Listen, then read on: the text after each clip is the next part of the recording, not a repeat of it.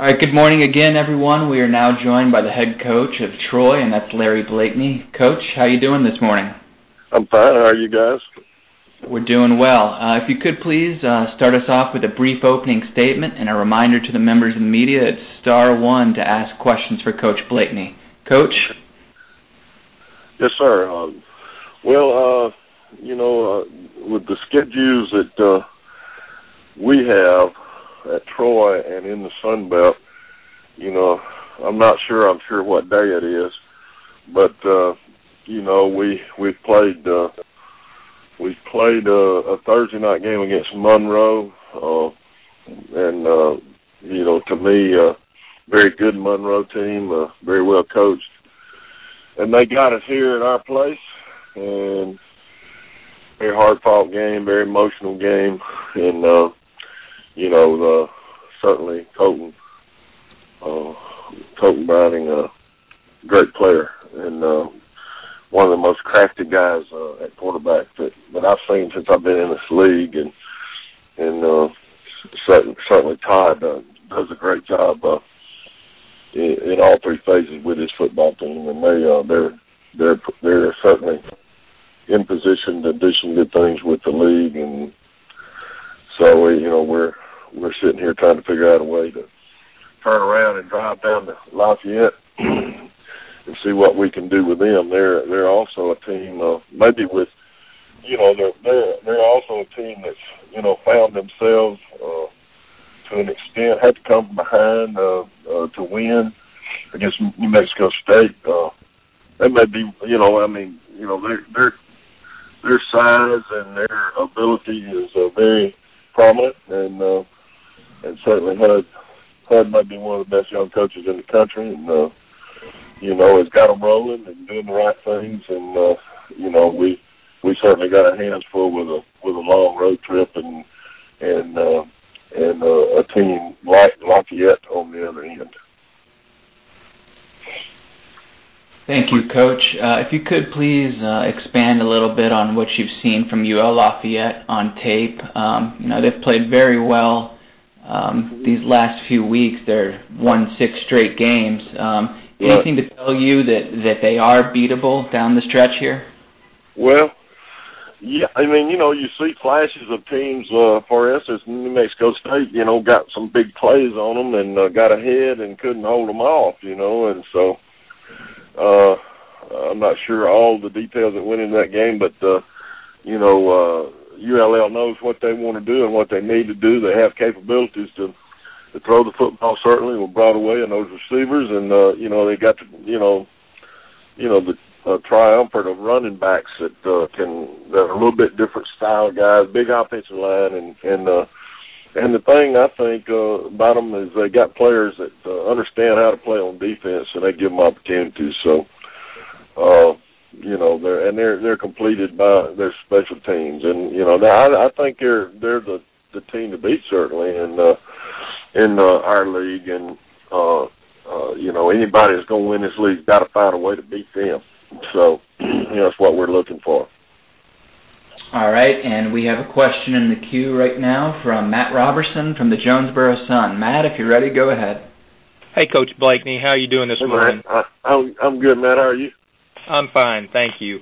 Hey, this is more about who Arkansas State's playing this week, but you guys just played Louisiana Monroe, and right. You got a good close-up look of Colton Browning, who's obviously been around a long time and really good. And I just wondered what your impressions of him were this past week, knowing that he's come off an injury recently. Right.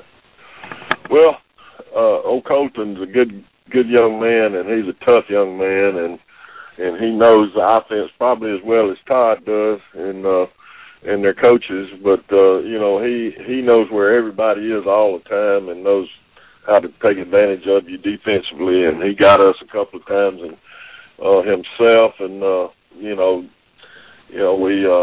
we certainly had our chances to win the game. He took advantage of every opportunity he had to keep us from it, and that's he's really a good player. I didn't see any signs of any kind of injury.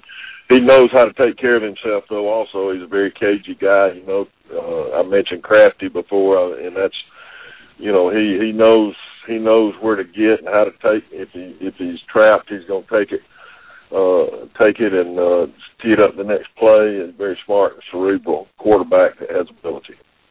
So he never showed any indication that he had been hurt. You know, had missed a few weeks. Not to me. You know, I didn't see anything that looked like he was injured at all now.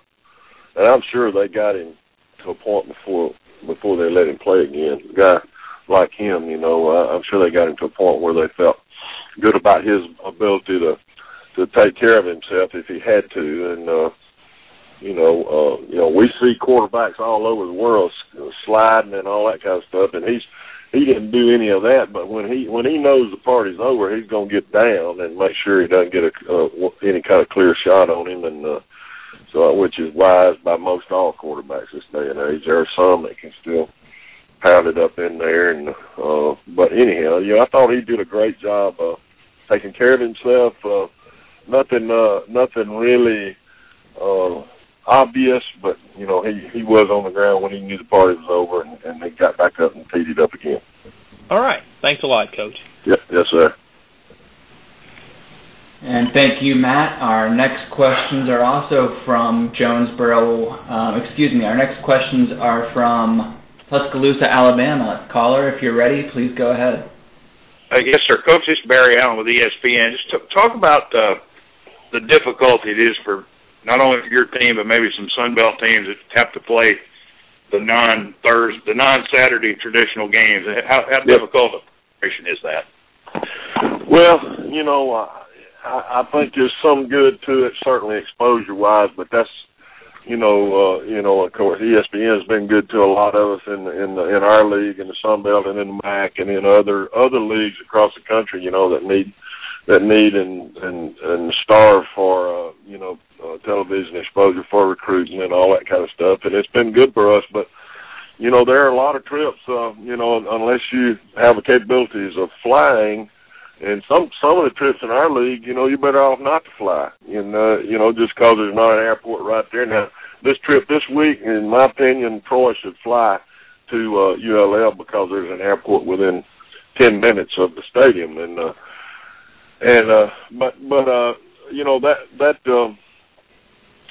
Thursday night deal, especially on the trip to Ark State, for us was basically a good portion of 3 days of class. And you know, you don't need to get these guys that we deal with and have to coach and mentor used to missing 3 days straight in class. And that's one of the major things that I think the Thursday night game on a bus for a long trip does for you.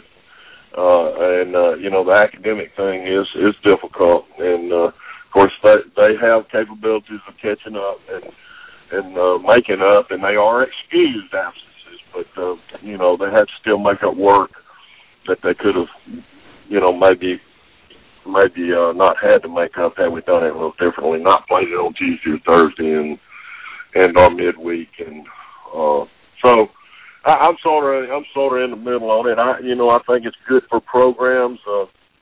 You know, we've played now 2 Thursday night games back to back, and of course one at home and one on the road. But even the one at home, we missed, you know, at least 1 day of class and maybe a day and a half. So there's some things other than athletic. You know, you can time your days out and back it off and try to create a normal week. Although the week we just went through from a Saturday game until a Thursday night game is a very, very short week for a guy to heal up, for a guy to, you know, for us to get a plan in and get it coached up, and you got to practice on certainly non-traditional days. And so, you know, there's some argument for and against, I believe.